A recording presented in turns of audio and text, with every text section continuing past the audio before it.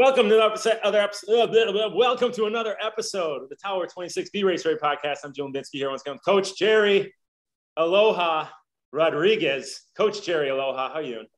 Aloha, buddy. Yeah, you're a little stumble there, but I like how you caught yourself. I'm going to tell you why I stumbled in a second. Emily is also here. Emily Cox, coach to the stars, former professional triathlete, Division I swimmer at, where'd you swim? Michigan? You're Michigan. You're Wolverine. That's why you have those stripes on the side of your hair all the time. You shave them in there every single week.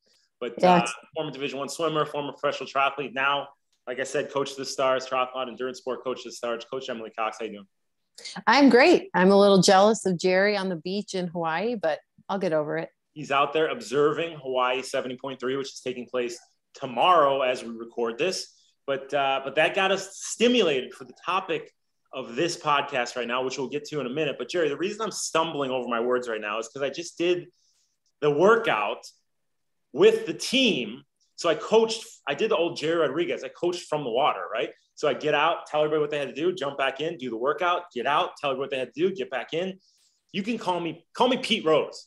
I'm a player coach. The last player coach, Pete Rose, not because I gamble on my athletes, but because I player coach. I tell them what they need to do, then I get in and execute, and I lead from the front.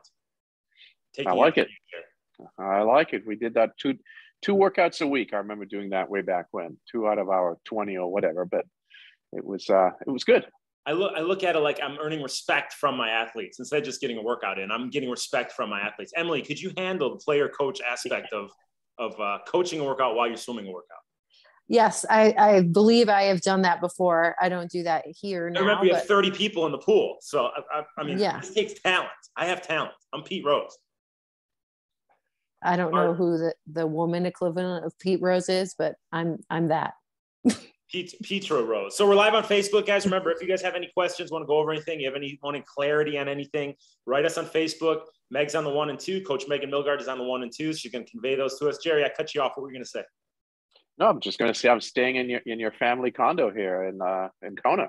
Yeah, well, we warmed it up a few years ago, and they're still talking about us there. Still talking about the raging parties we had, the keggers with all that, the Kona Brewing Company brews. So hopefully they're still cleaning up from that. That was a good time.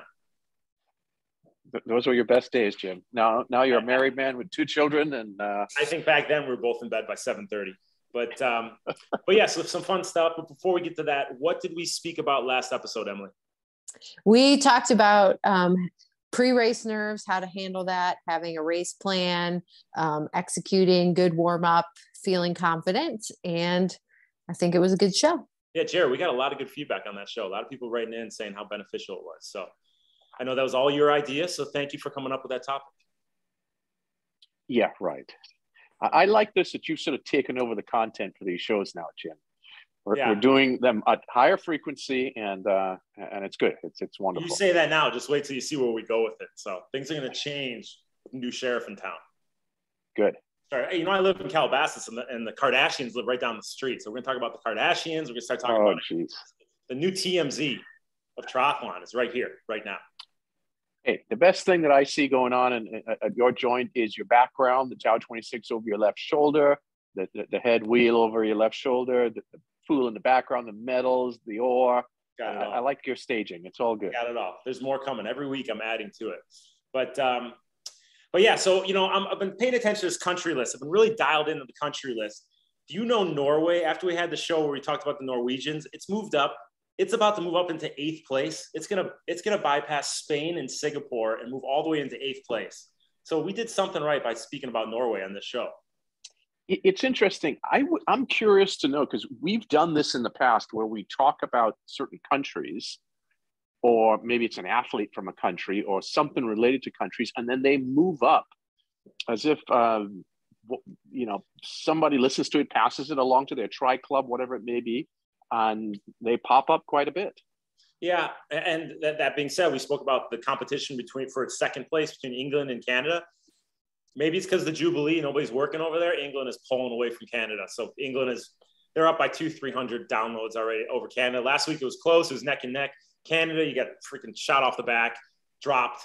England, you're celebrating the Jubilee. You're celebrating second place right now. So congratulations to you guys. Maybe it's because everybody wants to follow along because Joe Skipper is going for the sub-7. When is that? Tomorrow, Emily? I think it's Sunday morning tomorrow for us, though. Gerry, Tomorrow you have to night. speak on what's going on with these guys doing the sub-7, sub-8 for the men and the women? I've been following it, but not as closely. I was just reading something earlier today or yesterday about Skipper. Yeah, he's filled in for Brownlee. It's interesting. It keeps it fun. It doesn't really mean anything because there's, it's all full of drafting and professional swimmers, cyclists, runners, helping these guys, get through it and go sub-7 for the men, sub-8 for the women. But it's a fun endeavor. I like watching. Sure, it's no different than the sub-2-hour marathon with the springy shoes. Yeah, which I think enough, it's the first time my brother-in-law was the producer of the TV version of the sub-2 on Nat Geo when he didn't get it. So I blame him for him not going sub-2 that first time around. I blame Brian, my brother-in-law. Small world. So Emily, what's your thoughts there on that? I think it's awesome. I think it's a fun thing to do. I mean, triathlon can be kind of whatever you want it to be, right? Like we have swim run events, like we have all sorts of multi-sport things. I think it's fun. I did say yesterday when I was coaching the bike workout that I think that time trialing like that, like a team time trial and having to stay on that wheel for that long and be close, like you have to be alert and I think it's mentally hard. And I'm interested to see how much that will play in because I know they're saving watts physically, but I think the mental aspect of that will be challenging. Yeah, I mean, to stay on that wheel for 3.5, 3:45, whatever it's going to take them, it's going to be concentration the entire way through. So you might think, oh yeah, he's soft pedaling, just sucking on, but he has to stay totally engaged. If he loses, these guys are moving. I mean, they're pro cyclists that he's on the wheel, and he loses it for 1 second, that's going to go by the wayside real quick. That 7-hour goal or the 8-hour goal for the women. Yep. This should be interesting. I don't even know how you guys can tune in if you want to tune in, but I'm sure it'll be all over social media tomorrow to follow along. But this episode, Gerry, what do we want to talk about this episode?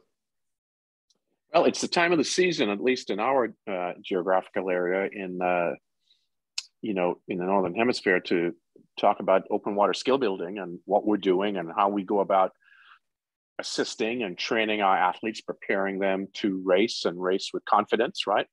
And be fresh and ready after their swim.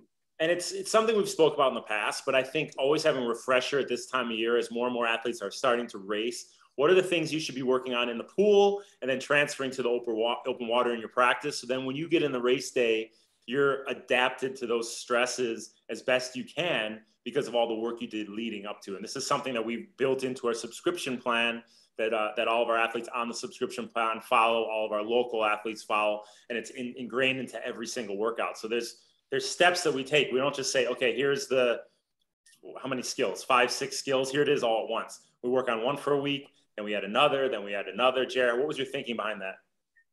Well, Jim, there's a methodology to learning or to effective learning, and the repetition that's needed, how many times you have to do something before the skill is acquired, and then we have to learn another skill, acquire it, and so on. And it takes, we've found, about 6 weeks of just doing those skills to nail them down. And the reason we actually dedicated an entire phase to it is over the years, I've observed some coaches unsuccessfully trying to integrate, and we'd have to talk about how we judge unsuccessfully, but trying to integrate all of these elements, these skills into their athletes' training plans 2 weeks before their race. In other words, someone may be racing early in the season in February or March, and then their next race is in June, and then they really get into the racing season. Most of the races are sort of clumped together, as you know, throughout the summer.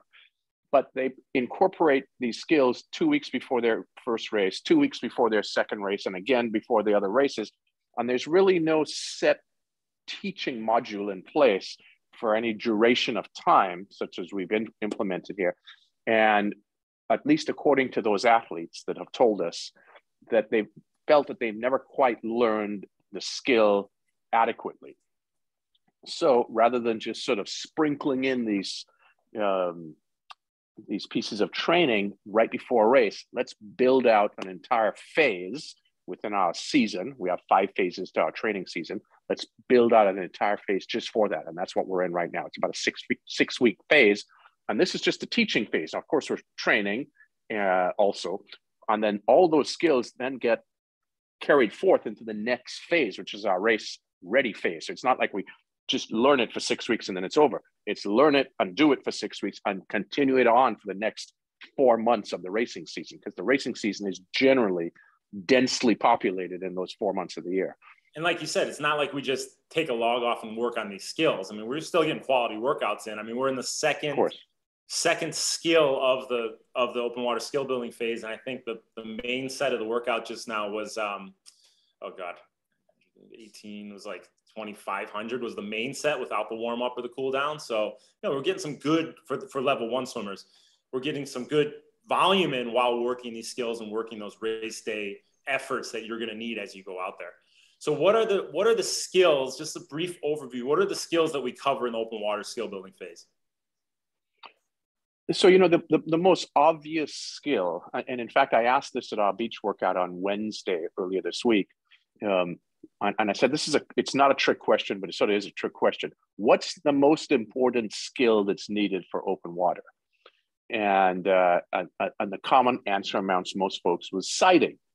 Well, yes, that's an important element, but before sighting, we need to have breathing.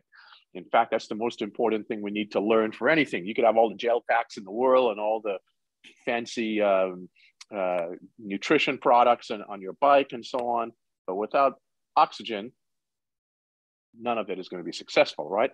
So we have to have a rhythm to breathing, and then to be able to have that exported into open water. And we also have to have a frequency with how we breathe. And that frequency needs to be every 2 strokes, because we have many athletes that have been taught, whether they've read it or they've been taught it by their coaches, to breathe every 3 strokes for bilateral breathing, balancing out of the swim stroke. And then there's some who breathe every 4 or 5 strokes. And this is not helpful. This is not adequate oxygen for racing. So we have to learn to breathe consistently every 2 strokes. And I see you're getting ready to pull up that video there. I'm trying to find it. I got a snorkel video. I'm trying to get it for you here. Keep talking about breathing. No, well, yeah. So breathing is significant, and the rhythm and the cadence of it every 2 strokes. And then we start building in sighting. And also, Emily, I believe you started up the first week with our deck ups. And there's a reason that's important, because, gosh, there's nothing like swimming in open water, being horizontal the entire time. And especially if you're doing a longer swim, and then you immediately have to stand up and start running, that's the massive heart rate spike. And what do we see most folks doing after they complete a swim? Those who haven't practiced this particular skill, after they complete their swim and running to the transition, they're leaning over, they're hinged over like this to run, because it feels so awful. So we build these, these skills into our training sessions, which we call deck ups, right? And we have them run on our pool deck, because we're allowed to do that at our facilities. We built it into our permits. So that was one of the first things we do. Then we go into sighting, and then we talk about drafting, race takeout speed. So number of elements that occur during the race that we build in over these 6 weeks. So yeah, and then if you look at, I'm just going to bring up what the subscription plan, what it typically looks like, and then how you can see an example of what the sighting video, how you see the sighting, and then Emily leaves the audio, the audio version, because what in the subscription plan here, I'm going to show it real quick. What does it offer? Like, how do people know, hey, this is how you sight? Like, how do they know how the Tower 26 method of sighting is, right? So this is the subscription plan. This is one of our A workouts. They get 2 A workouts, a B workout and a C workout. As you see, there's an audio file that you can listen to. If you see at the top, Emily records that and tells you what the set entails. And then in detail, you have exactly how to execute the set. But as you see, there's these videos here. And here, I can just play this one. And you see how, and if you guys are on YouTube or you're on Facebook, you can watch this. If you're listening and you want to watch it on YouTube later, go to the Tower 26 channel, and I'll post the recording of this here. But Gerry, what are we doing here? We're showing how they do it, and then we talk through it. Right. Well, let's talk about why the subscription plan, Jim, is what are the ingredients we've put into this product to help make the customer, the user, the end user successful. Well, it was necessary, at least from my perspective, from a brand standpoint for us, but most importantly, from the customer's perspective, if you can't come or attend our training sessions where you're coached live by Jim or myself or Emily, if you're not coached live and you're remote, you're some other place anywhere in the world and you're doing your own workouts, what can we do? What can we bring to you that's as close to as if you were swimming with us? So during a live coaching session, what do you receive? Well, you get verbal or oral instruction. We stop workouts at times to have some of our more skilled athletes give demonstrations as to what to do, right? And then we give feedback to our athletes. So within this plan, Emily does the audio file that introduces the workout, talks about all the specifics of the workout, and explains the ever important why. It's not, here's the workout, go swim 10 100s. Well, why are we doing this? What is the significance of doing this at this particular time during this phase? Okay. And then we have the workout written out. And within each segment of the workout, Jim, as you were just showing, there are videos demonstrating, and in this particular phase, lots of skills that need to be acquired. And each video has an audio that goes with it that explains it. And then at the end of the workout, there's an opportunity for you to, which you should, correspond with your assigned coach. So you get all the ingredients, and the only thing that's missing is you're not at our location in Santa Monica or Pacific You can't Palisades. smell me. You can't smell me. But I'm having Christoph develop a scent that comes out of the computer, and then you can smell Coach Jim, and then it's like you're really there. So yeah, let's move on from that. Let's move on. But so let's just talk about the skills. Let's go back to the skills and talk about the skills that we start. What do we start with, Emily? What's the first skill that we present in the first week of open water skill building? We started with deck ups, so that, as Gerry was talking about, that horizontal to vertical, getting out of the pool after. So as you're talking about this, I'm going to bring up the video that they will see on the workout in the subscription page, and just to show what a deck up is. So while you're talking, let me play this. Let me make sure the sound's off so you can speak over it, and yeah, show them what they would see as they. So why would they want to do a deck up? I would say you never get, there's always that heart rate spike and it never goes away, but you can adapt to it and know how to work through it. So the first day, the first workout, we did just some easy swimming, and every 100 you got out, you stood up on the deck, you stood straight up, and then you went back in and continued your swim. So it was just up and out. You don't have to get up. I had a couple swimmers who commented, I got up super fast, and they spun around really fast and jumped right back in. You can do it deliberately. You don't have to do it the fastest way possible, but just get up out of that water, stand up, turn around, dive back in, or jump back in, whatever your facility allows, and continue your swim. But just getting used to that heart rate spike, so that when you encounter it on race day, it's something that you know, and you know how to work through it, which is, I think, key. That's adaptation, right? Like runs off the bike always feel a little funky, but at least you know the funky. Exactly. You got to know what to expect. Gerry, what's your thoughts? Well, unlike anything else, it simplistically said, these are just climb outs of the pool, right? We call them deck ups, but you're basically just climbing out of the pool, but you're doing it as quickly as you can to simulate what's going to occur on event day. And then we repeat them over and over and over, and over a duration of time, several weeks, adaptation occurs. So just doing a climb out one time and saying, okay, I've mastered that skill, not so the case. In fact, if you're looking right now, you'll notice here's where we've evolved it from just decking up to now a quick 8-10 second jog, right? And then dive back in and repeat, rinse and repeat.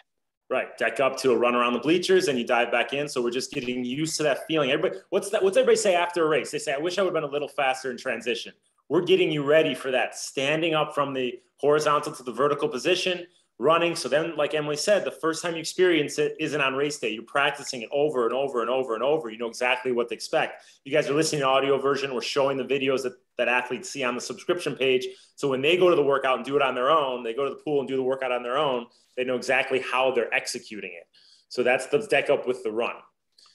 What I think I just saw you in there, Levinsky, in that video. I was the guy with the thong Speedo, my signature thong Speedo. Oh, by the way, speaking of player coach, how about this? I think our Tower 26 coaches, just like a baseball manager, we should have to wear our swimming suit while we're coaching on deck from now on. I would put a protest on that because I don't think anyone's going to want to see me in a Speedo. Oh, so, come on, hot Gerry. Hot Gerry. Quick sidebar. I remember a couple years ago, I'm at the beach, and there's two people talking, and they're like, "Oh, there's Gerry." We call him Hot Gerry. So that's your nickname, Hot Gerry. So don't sell yourself short, buddy. Well, like you said, a few years ago, many years back, when the pre-20-pound COVID game. What's the next skill, Mr. Underrated guy, unassuming guy?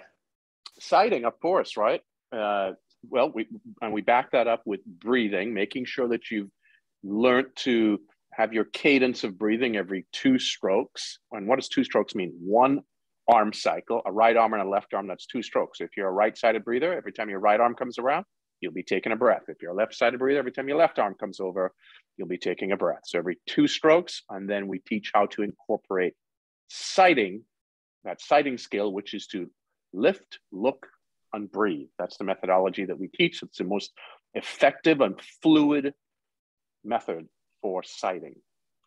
So let's show a video of the sighting real quick that these guys would see on there. And you can see the lift, look, breathe. And this is, I mean, it's just so crucial to get it down and work in that timing correctly.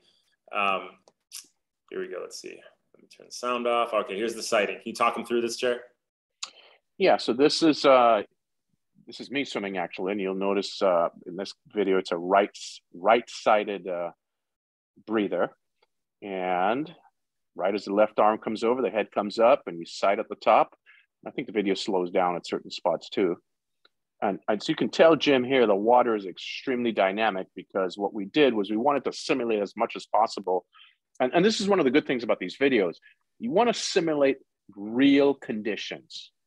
And when you have several hundred to a few thousand people in open water at the same time, you have very rough and choppy conditions.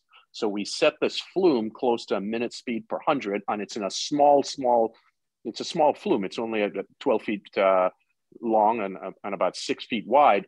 So you've got massive turbulence in here while we were shooting this. So what's the sighting protocol once again? Lift, look where you're going, breathe. Is that what you said? Yes, in this case, right-sided breather. As the left hand exits the water, you'll see right now. As if you slow that down, there you go. As the left hand's coming up, the head starts lifting. Let's see, are we slowing that down? Lifting. Yep, there you go. Very good. Lift. Eyes up, head up. And there's the peak of the stroke right there. Right as the hand enters the water, you have the highest point. Eyes are looking straight forward. Right as that left hand's entering the water, there's your highest point. During the head lift, you sight, and then you turn the head and capture the breath as you would normally do to your, in this case, the right side. And that's called a lift, look, and then breathe. We do not breathe at the front of the stroke. We breathe at the side. So these videos, and we have several of them on sighting, goes through this demonstration, showing a video and then an audio file that shows it, and we show multiple videos and explanations of how to do this. Yeah. So for example, if you look at I think this is today's workout, and you're going over sighting, there's, all these video examples of from the front, from the side. So there's no question as to how you should be executing your sighting the Tower 26 way, the coach Gerry approved way. And the way you work it into the timing, it works out perfectly. It's just part of your breath.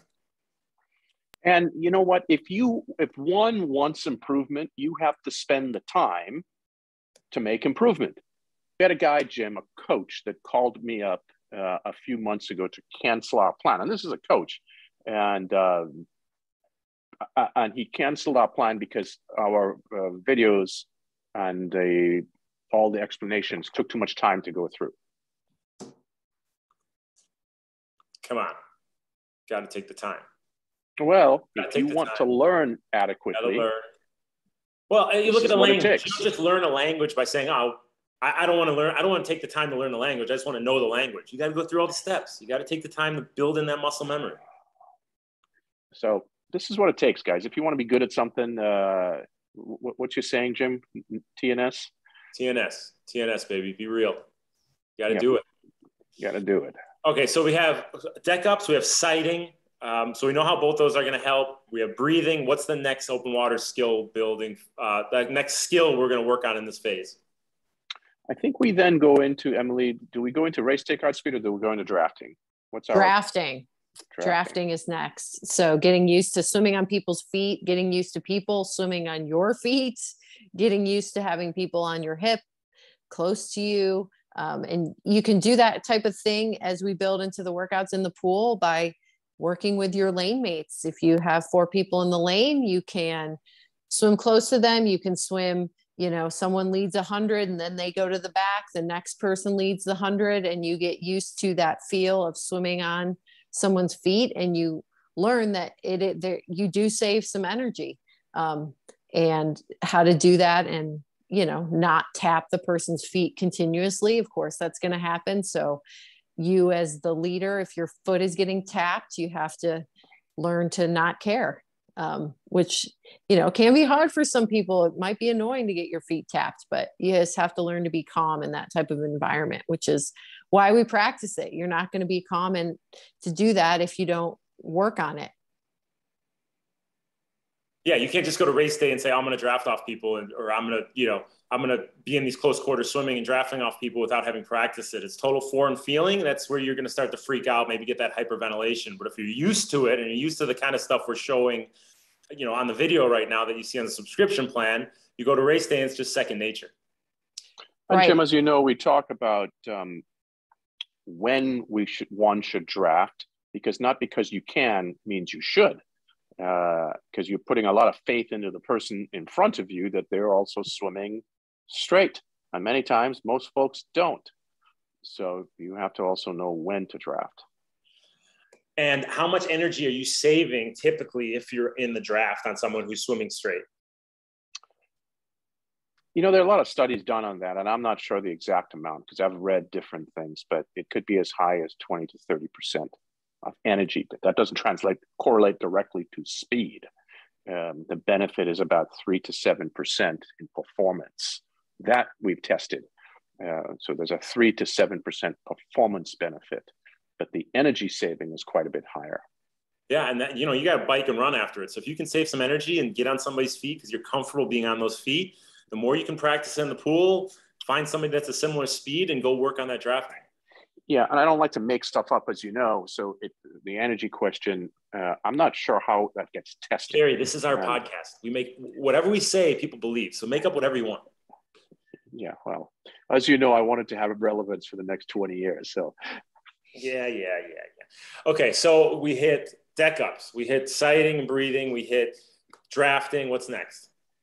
Navigation and pace lining, which kind of goes with the drafting and the sighting. So just kind of, I would say, honing those skills, working. And I think part of navigation, as Gerry would talk about, like when you go swim at the beach workouts, it's looking at the water and knowing how the water's moving, right? Like you told that story about Elizabeth, running to the left because of the way the current was going, because you looked at the current. So that's part of navigation. So learning to kind of critically look at a swim course and know how to navigate it the fastest way possible. And it might be different than what everybody else does, but sometimes you got to go your own way and be confident. And to your point, there's that you're in a dynamic environment, and the conditions at that location today can be very different than the conditions at that location tomorrow, right? So for instance, we're in Kona. If I went to the course this morning, which I didn't go to, we swam, Jim, in the place that you and I have swum before. But if we went to the start of the race course today and did the swim course, conditions could be very, very different tomorrow. So each time you're going to do your training session or your race, you really have to spend a few minutes observing course conditions. So we spend a week on each of these skills. We add 2. We don't just say, okay, deck ups are done. Now we go to sighting. We say deck ups, then we add on sighting. Then we say deck ups, we add on sighting, and then the next week we add on drafting. So we're doing all three components. And then by the fourth week, where we add on close quarter swimming, pace lining, that kind of stuff. So then by the fourth week, we're adding all the ingredients in, and then we kind of keep with that for the rest of the remaining, what is it, 6 weeks? It's a 6-week phase. The remaining, we put it all together. So when we go into the race preparation phase of training, all of those skills are incorporated into what, every workout, chair? Well, right. And we also add on race takeout speed, which is a critical element of, being able to have a good repertoire of skills. How many times do athletes go to races and swim very quickly, Emily, as you know, at the beginning of the swim, because of all the normal excitement? If the run were first or the bike was first, it would be the same. They'd be over running at the beginning or over biking, right? It's the same occurs here. You're over swimming beyond say it again, Emily. What is your little ism?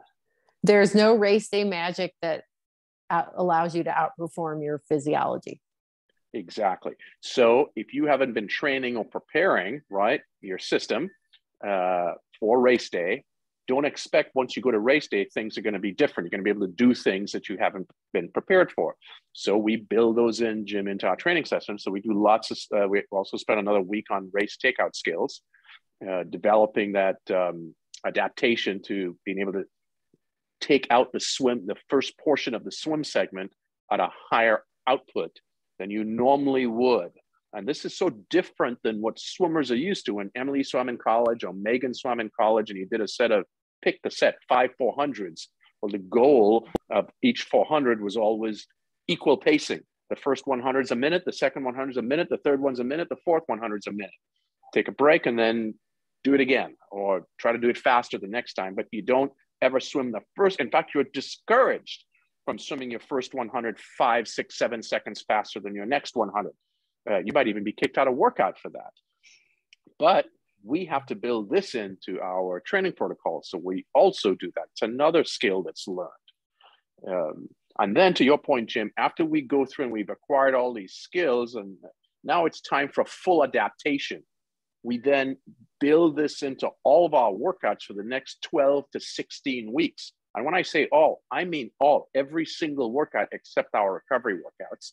So our 2A sessions and our B session are then, all of these skills are built in. So what about for the swimmers that are listening that are like newer swimmers? They're not used to doing the volume that the typical, we get the reputation, Tower 26, we hammer everything. Like, are they expected to do all the volume and all the skills that everybody else is doing? How does that work with the plan, with the subscription plan? Is everybody doing the same workout? Well, everyone's doing the same skills, but someone who's new, their volume is going to be significantly less than Emily's volume or Jim's volume. It's going to be scaled to your ability level, right? But it doesn't matter your ability level. You still have to acquire the skill. So you're going to still have to practice it. And that's a good point, because you don't have to be the fastest in the race, but if you have all these skills, if you've built these skills and adapted to these skills, someone could be, head and tails faster than you. But if you have better skills than them, Gerry, you always say, you were never the fastest swimmer in the race, but you had so many great skills that you could pull out and great tactics on race day that allowed you to win, countless races, correct? Well, again, these skills add up to time, and these skills, I think, are worth at least a couple of minutes at a half Ironman distance. At least a minute or more at an Olympic distance, a couple minutes at a half Ironman distance, perhaps even 4 or 5 minutes at an Ironman race. So this is a lot of, Emily, you've used this word, it's free time, because you're not necessarily getting any faster at the swimming segment. You just acquired a set of skills that helps you make good decisions also as to what to do and when to do it and so on. It's worth several minutes. It's free time without taking an additional swim stroke. Yeah, and so say if somebody says, hey, I want to be in on the skill building phase, but they're already 2 weeks into it, should they join now, or just are they too late to the game? No, because they of course they should join at any time, because remember, the skills, although we might be in the 3rd week of learning, by week 6, we're still repeating all the skills we did in week 1, week 2, and week 3. And then once we go into the training phase, or the racing phase, I should say, our Be Race Ready race phase, all those skills are repeated every workout, 2A workouts and a B workout, 3 times a week for the next 12 to 14 weeks, 12 to 16 weeks. And the longer people delay, the longer that adaptation is going to take to happen. And you just keep putting it off, putting it off. This, you have it written out there. You're not just going to the pool and saying, oh, I think I'm going to do some deck ups. We tell you exactly what you're going to do. We lay it out in detail. So you go to the pool and there's no questions. It's laid out. We've built out a really easy way to follow it along at the pool. And you go there and execute, no questions as to what you're doing. And I just this morning, I went to swim with my wife, and it's our little favorite spot that we go to. And of course, I stand and I look at conditions and so on. I observed there were about a dozen to 15 triathletes out there swimming that course around the boat. And there were a dozen to 15 athletes swimming extremely crooked, off course quite a bit, hardly any sighting whatsoever. So what do you expect? I mean, what is a straight line out to that boat and back? For me, it was 415 yards total on my watch. I would think some of those guys and girls are swimming 500, 550 yards. Yeah. So without one more stroke of training, you've just swam, or they're swimming over 100, 130 yards more than 400 yards. That's 25% of the distance. So learn these things. Learn it, take it serious, and realize how much free speed you can gain by mastering these skills. Emily, what do you got? No, and it's that free speed, not swimming an extra 130 meters, that's energy saved for later in the day. And energy saved on being less anxious, feeling more confident in your swim, having more fun, I think. I mean, you get more comfortable. It's just more fun. And then it just builds on itself and you start to challenge yourself even more. And so, learn to love swimming. I love swimming. Swam my whole life. It's great. Yeah, Jim. And, I think one of the beauties of this, sounds like I'm sort of overselling. It's not my thing, but we tried to create a program that allows you to be as close to being at our location with our coaches. So the athletes that have benefited the most from our plan are the ones who then interact with the coach that they're assigned to and consistently interact with their coach. We have found that if you're not interacting with your coach, there are 3 things that when people don't do them, they don't have good success in this plan. They don't interact with their coach for the feedback loop. They do not listen to the audio file, and they do not watch the videos. That person should not be on our plan. Pay less money, go buy some standard 12-week plan with no data other than numbers on a piece of paper, because that's all you really need. Our numbers of 10 times 100 with whatever rest, as an example, there's no point in paying more money for what we have to offer if you're not going to be listening to the audio file produced, watching the videos and listening to the video audio, and interacting with your coach. If you're not going to do that, save your funds, take your wife, your husband on a vacation, and expect to swim slower. Yep. Well said. All right. What did I miss on open water skill building? Anything? All good. Well done. We're ready to rock. Go to coaching.tower26.com. Join in. It's $95 a month. And it's just a drop in the bucket. Come on. For all the time you put in the pool, don't waste that time. Go there with a plan, go there with a purpose, and adapt to these skills so you get the most out of your performance on race day. Speaking of coaching.tower26.com, we want to talk about the workout of the episode. Gerry, you want to do that, or Emily? Either one of you guys can do it. Emily, you did the audio file. You want to talk about the workout of the episode? Absolutely. I would love to. Do you have it right in front of you? I do have it right in front of me. There you go.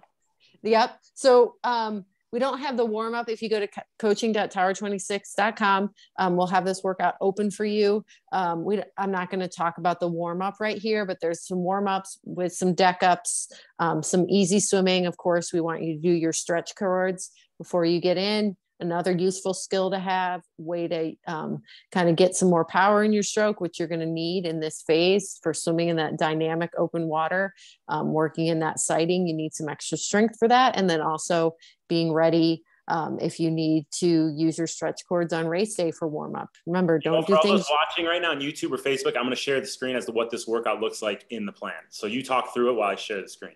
All right. So our main set, we're going to go 6 efforts of about 5 to 6 minutes each. The distance will be depending on your level, but they're going to be progressive efforts with 1 minute rest. You're going to go the first 2 repeats at a 75% effort. So nice aerobic effort, but a little bit of pressure. Then you're going to up it a little to the next 2 to 80%, and then the last 2 at 85%. So good progression there on the effort. So patience in the beginning so you can finish strong.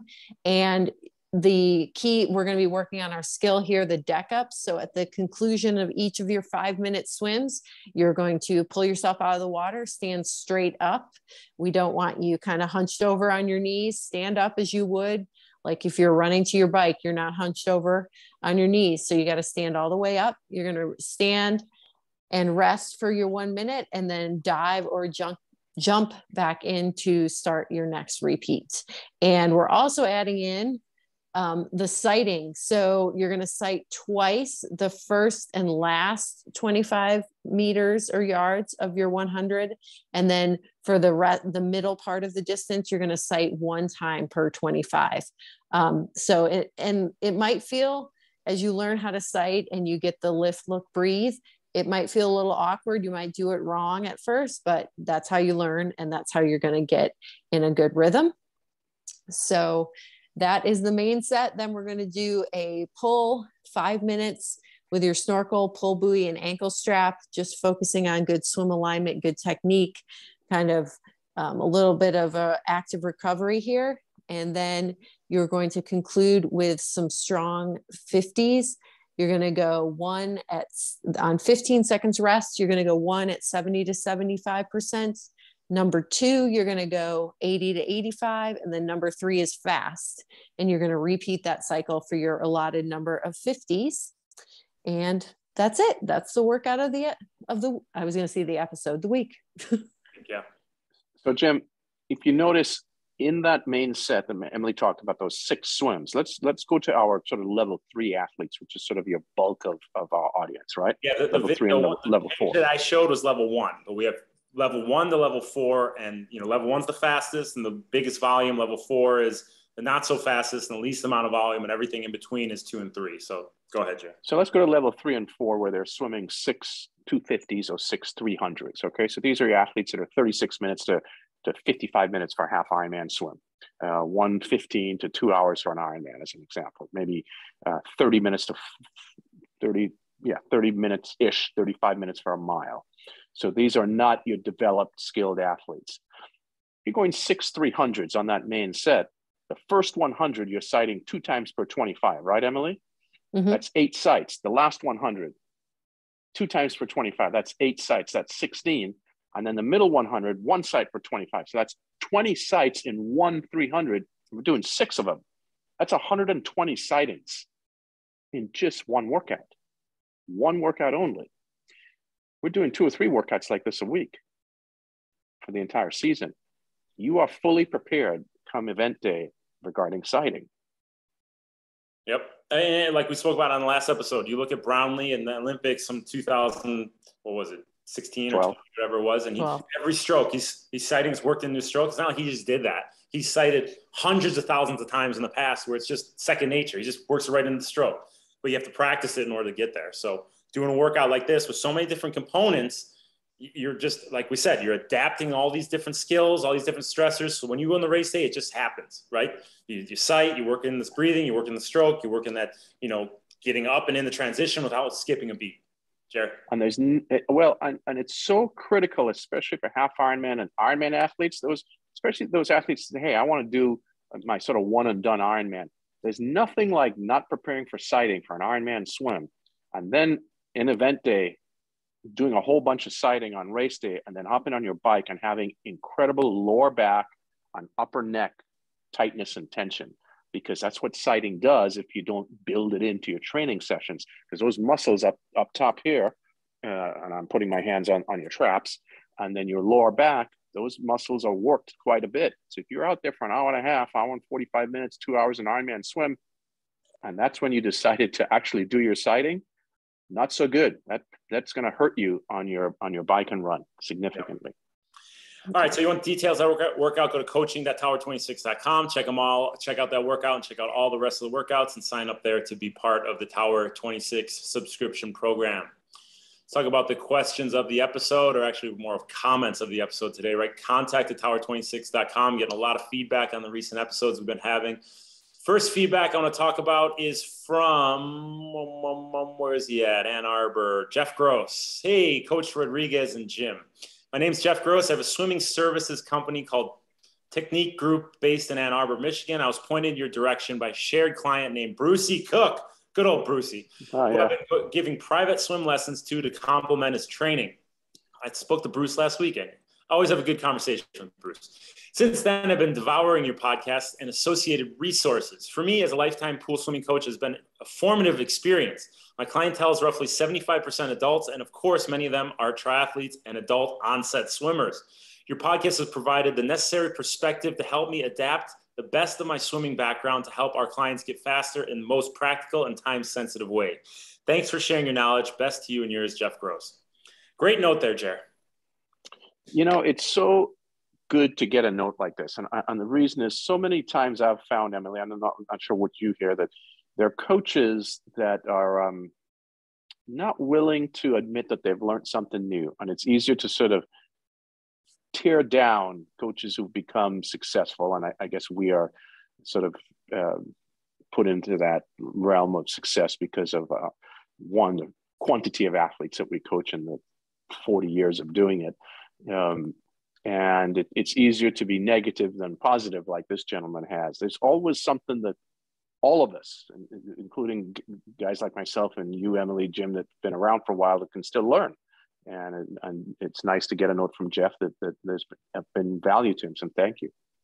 Yeah, really great note. Thanks for sharing, Jeff, and thanks for opening yourself to that knowledge that we're throwing out here on all these podcasts.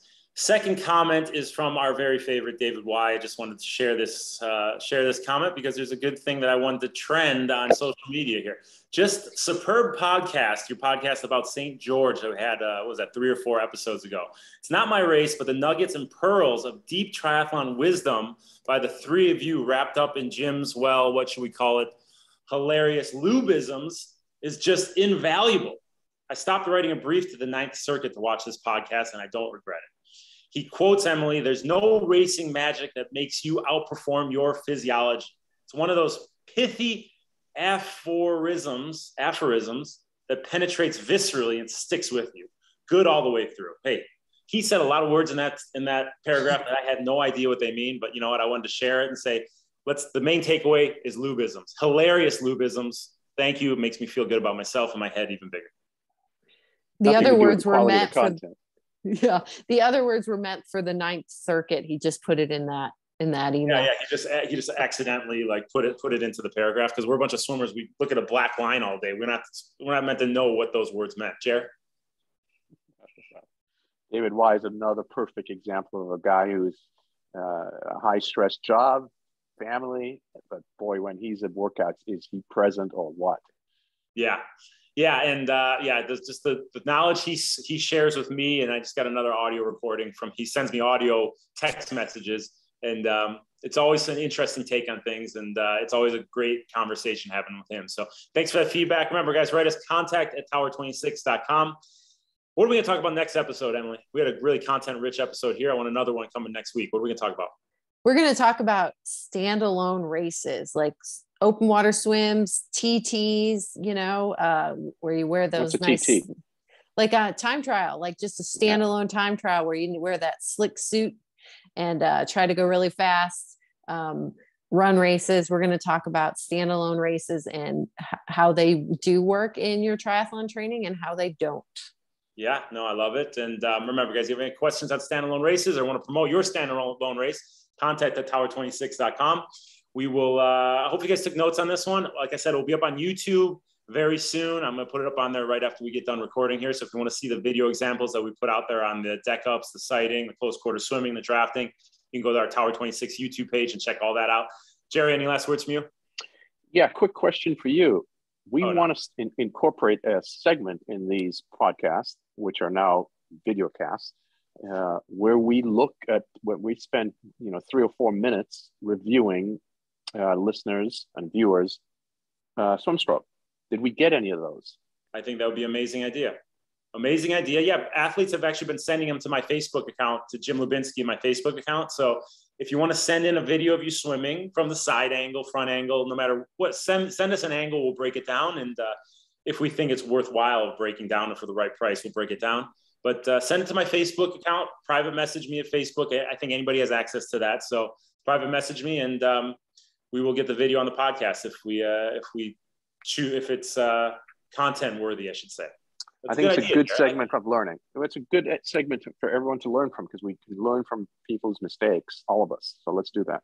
Let's make this happen. At Facebook, send me any videos. Just make sure they're swimming videos only, please. Or you can send me a stretch courts video, but no other mumbo jumbo, if you will. Emily, anything else from you? Nope, that's it. Thank you. All right, Gerry, represent out there. Have a Mai Tai for me. Enjoy 7.3 Hawaii tomorrow. Tomorrow is 7.3 Hawaii. Enjoy that for all of our athletes racing out there this weekend. Be safe, have fun, and leave it all on the line. Gerry, you got something else? Yeah, well, we got a handful of athletes. So on Elizabeth, my wife's going to be at the finish line. She's a volunteer. So we'll be looking out for all of our Tower 26 athletes TNS, and others. They don't perform. I don't want them coming home. But that's not a threat when you're in Hawaii. If you're in I don't know, someplace that you don't want to go, and you say, don't win. If you don't win, don't come home. But if you're in Hawaii, it's kind of like, what's the incentive? I'm not going to win. I'm just going to stay here. So let's just say, come on, leave it on the line, guys. All right, guys. Leave it on the line. All right, for Emily Cox, Megan Milgard on the 1s and 2, Coach Gerry Rodriguez, Jim Lubinsky, the Tower 26B Race Radio Podcast. Thanks for joining, guys.